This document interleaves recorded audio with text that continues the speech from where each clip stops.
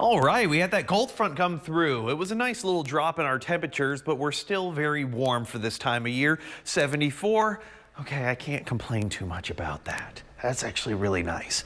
43% humidity. Ooh, a little bit more moisture in the air. I don't see it, but it's there. Okay, so that tells me we might be seeing an increase in rain and maybe some thunderstorm chances.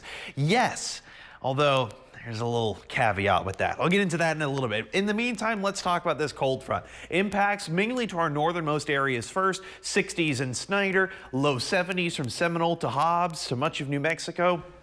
Along I-10, or I-20, excuse me, mid 70s. Along I-10, okay, getting close to those 80s. And then the Rio Grande, well, the cold front hasn't really pushed its way through, so 80s and 90s. All right.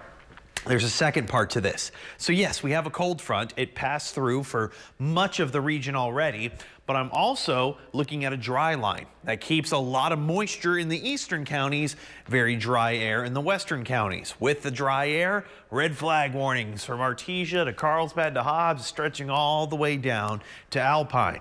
While all the moisture, you can kind of see more so that cold front itself extending all the way to Eastland, Brady, even Del Rio. That's where we're seeing a little bit of storms, maybe a little bit of cloud cover, higher humidity extending from San Angelo to maybe Big Spring, but that's about it. All right, well, overnight tonight, we are going to see the return of a little bit more cloud cover, thanks in part to southeasterly wind, but noticeably warmer temperatures.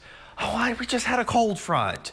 Yeah, well, we have a lot of more moisture, cloud cover. That's going to stop that dead in its tracks. So tomorrow, while I do have some storm chances, I got 80s coming back. Yeah, that cold front didn't really last long.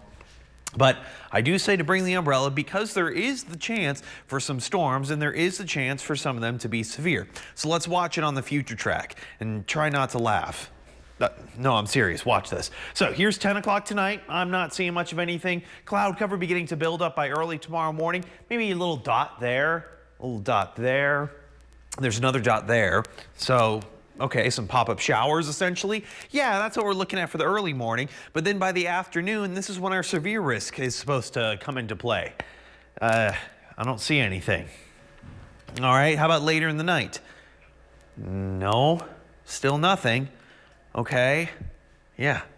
That's the hardest part about this. Models are not showing storms, but the potential for storms to go severe is there. Don't believe me? Well, Friday is going to be nice and clear, but we have that level 1 marginal risk. Yeah, it's no longer the level 2 marginal risk. And believe it or not, there is even a hail risk with the chance for over an inch in diameter hail, but no storms popping up on the models. This is why weather is hard, guys, okay? So just in case we get anything coming through, I'm keeping the alert, but don't worry, by the weekend, ooh, that's a pretty sharp cool down. And I love cooler weather. Juliana? And I do too. Very, very happy with that. Coming up.